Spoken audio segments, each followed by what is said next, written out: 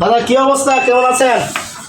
আলাদা আছেন, ভালো হয়েছে, দেখা হলো ভালো হয়েছে। এই সমস্ত কাজ করলে একটু চা চু খাওয়া লাগে, কারণ চা খাওয়া একটু নেশা আছে তো। গরম বেশি তো, মানুষের গরমে তো চা খায়।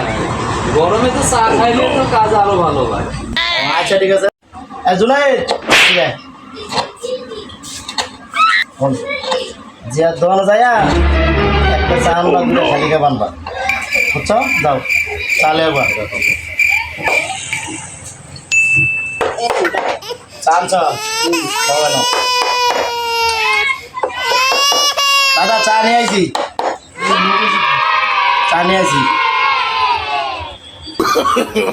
No, no, no, no.